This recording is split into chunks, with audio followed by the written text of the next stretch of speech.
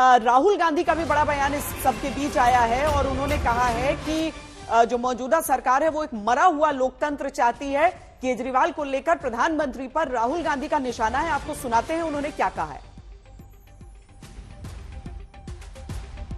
अच्छा, उन्होंने एक्स पर लिखी अपनी यह बातें कि इंडिया इसका मुंहतोड़ जवाब देगा।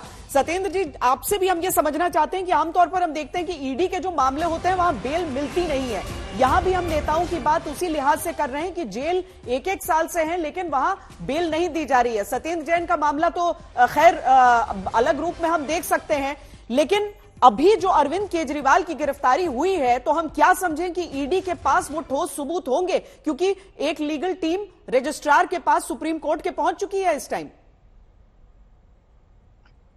देखिए श्वेता जी, जब इन्वेस्टिगेटिंग ऑफिसर ने यदि केजरीवाल जी को गिरफ्तार किया है तो इसका मतलब उनके पास प्रेमा फेसाई एविडेंसेस हैं जो ये प्रूव करते हैं कि केजरीवाल जी ने मनी लॉन्ड्रिंग का ऑफेंस किया है, तभी उन्होंने इनको गिरफ्तार किया है। क्योंकि मुझे तो अभी ये भी नहीं पता कि गिरफ्तार कर लिया गया है, आपसे सुन रहा हूं कि गिरफ्तार कर लिया गया है। दूसरी रही जमानत की बात, तो देखिए जमानत आप सोचे सिसोदिया जी की नहीं हुई, कुछ लोगों की और भी नहीं हुई, लेकिन उसी दिल्ली एक्साइज मामले में कुछ लोगों की जमानत हो भी गई है। तो जमानत देते समय अदालत ये देखती है कि किसके खिलाफ कितने सबूत है, पहली चीज। और उससे भी ज्यादा इंपॉर्टेंट ये है कि जिस आदमी ने जमानत मांगी है या जो वो उसकी हैसियत क्या है, क्या वो इन्वेस्टिगेशन जो चल रहा है उसको यदि जमानत दे दी जाए तो बाहर जाकर गवाहों को प्रभावित कर सकता है।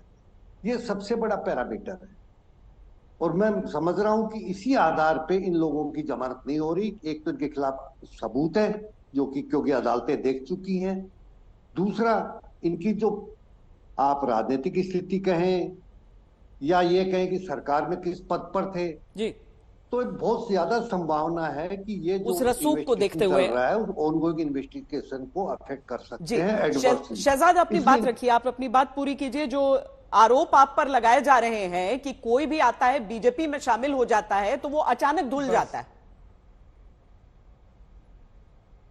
मैं उस पर भी 30 सेकंड में आऊंगा श्वेता जी, पर कृपया करके थोड़ा सा मेरे साथ बेयर कीजिए। इन्होंने कहा ये परसेप्शन बनाने के लिए हम इस्तेमाल करते हैं। लालू जी 4 बार कन्विक्टेड है, परसेप्शन बनाया जा रहा है क्या?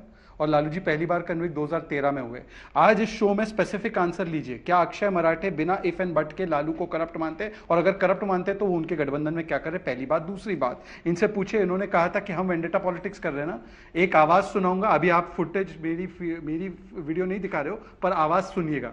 ये शराब का मामला है, ये शिक्षा का मामला नहीं है। शराब की बात हो रही है, शिक्षा पर छुपने का काम मत कीजिए। ये है सुप्रिया श्रीनेत, कांग्रेस पार्टी की नेत्री है।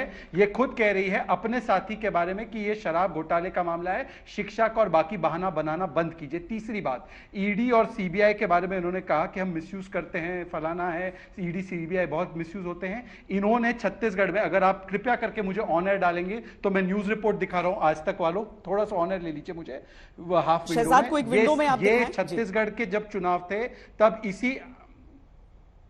जब छत्तीसगढ़ के चुनाव थे तब आम आदमी पार्टी ने ऑफिशियली मांग की कि शराब घोटाले में भूपेश बाघेल को ईडी गिरफ्तार करे। और आपको पता है सबसे मजेदार बात श्वेता जी, जो एक खेड़ा गिरफ्तार हुआ ना पंजाब में, जिसके ऊपर कांग्रेस ने प्रदर्शन किया, खेड़ा की गिरफ्तारी का बेसिस ईडी की कार्रवाई थी। और ये वो रिपोर्ट है जिसमें कि आम आदमी पार्टी ने प्रेस कॉन्फ्रेंस करके ईडी को कहा कि भूपेश बाघेल को गिरफ्तार करो। मतलब मेरे मामले में चमत्कार और दूसरों के मामले में गुनहगार, ऐसा कोई तर्क हो सकता है? और जहां तक राहुल गांधी की बात है, राहुल गांधी क्योंकि चोर चोर मोसारे भाई तो आजकल वो डिफेंड करने आए हैं, राहुल गांधी के लिए भी एक वीडियो सुनिए।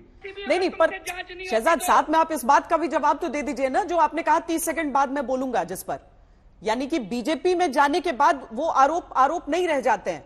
तो वो जो आरोप लगा रहे हैं कि केजरीवाल अगर बीजेपी के साथ चले जाएं तो शायद ईडी उन पर नरमी बरतने लगे। केजरीवाल जहां है वहीं रहे, वो लालू जी की कंपनी में रहने के लायक ही है। परंतु मुझे एक बात बताइए, उन्होंने जो भी नाम गिनाए, मैं और 3-4 नाम गिनाता हूं, उनकी पूरी गठबंधन यही नाम गिनाते रहती है। मैं आपको उदाहरण देता हूं, मुकुल रॉय हमारी पार्टी में आए थे, वाइस प्रेसिडेंट बने थे, उन पे कोई केस बंद नहीं हुआ, सीबीआई ने उनको ग्रिल किया, आज वो टीएमसी में चले गए। क्यों ले लिया उनको वापस आपने? इन्होंने कहा हेमंत सोरेन, इन्होंने कहा हेमंत बिस्वा शर्मा पे कोई केस नहीं है। 2018 में वो केस कोर्ट में गया था, कोर्ट ने खारिज कर दिया है सारे केस, तो कोर्ट हम चलाते हैं क्या? इन्होंने कहा छगन भुजबल, शायद छगन भुजबल का केस 2013 में बंद हुआ है, जाकर देख लीजिए, इन्हीं के लोगों ने बंद किया।